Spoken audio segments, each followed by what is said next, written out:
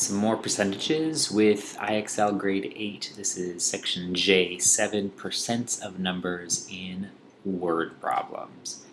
So this is actually more of the same, and with these we'll use multiplication and a few of the tricks we've learned so far for multiplying. So let's take a look at this first one.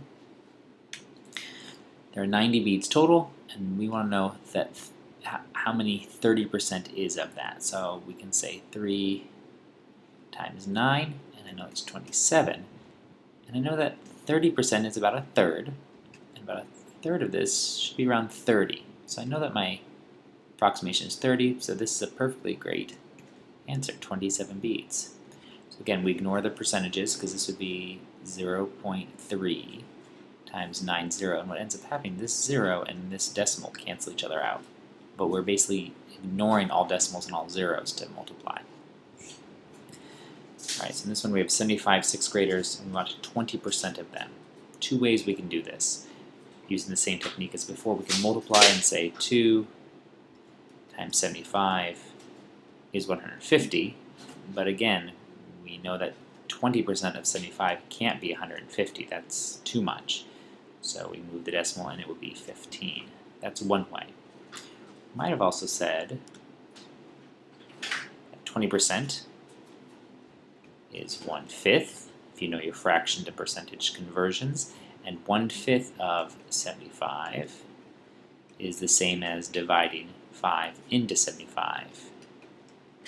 And using short division, 5 goes in once, 2 left over, and 5 goes into 25 5 times. So 15 is still the best answer. So either technique will work. This one I think works a little bit better. Alright, so now we have 5% of 20.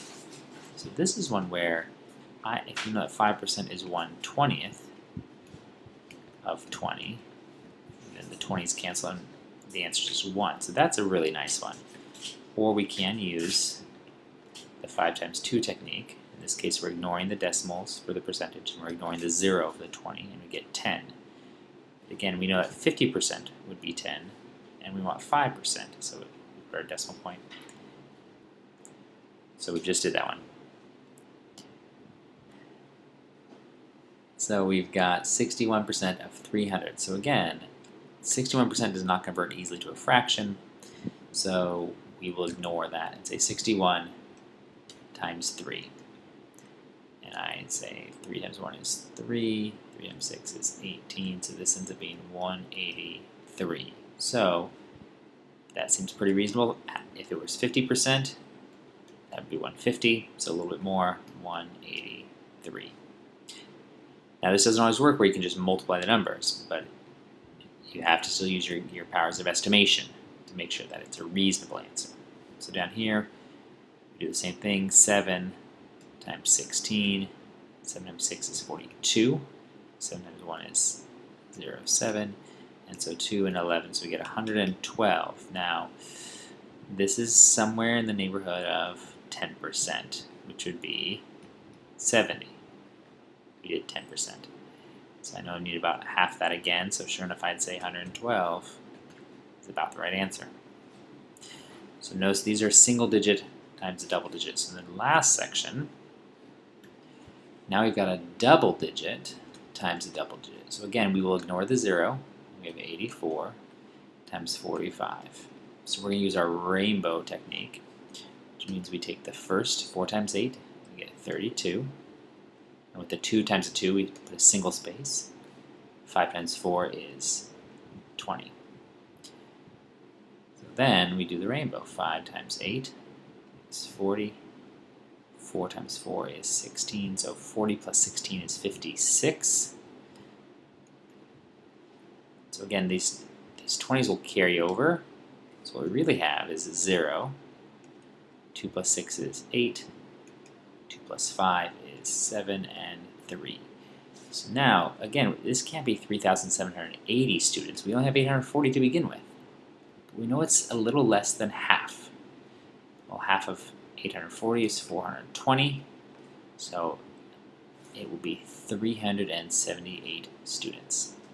Now with that in mind, another way we could have done this was say, wait, I know that 50% is 420 students, which means 5% is 42 students. And if I subtract these, I get 45% here, and 420 minus 42 ends up being 378. So sure enough, they check out. Either method works. I like the rainbow because it works for any 2-digit times 2-digit or 3-digit times 2-digit. Let's look at another example. And again, now we have a 2-digit times a 2-digit. So again, we know it's going to be about a third of this. So this is about a third of 750. Well, a third of 75 is 25, so I know this is going to be somewhere in the 250 range. That's my estimation. So we do the rainbow, we say 3 times 7 is 21, 1 space, 5 times 6 is 30. And notice where the 3 goes up a little bit higher because it's going to carry over into this middle one. And then we do the rainbow in red. So 5 times 7 is 35. 3 times 6 is 18. So 30 and 40, 53. So 53. So we get 0. 3 plus 3 is 6. 5 plus 1 is 6, and 2. So again, I knew it was around 250. So I have to put my decimal right there. 266 votes. So again, check out the rainbow technique for multiplying either 2-digit by 2-digit or 2-digit by 3-digit. But again, we're just going to ignore zeros and decimals and when we multiply.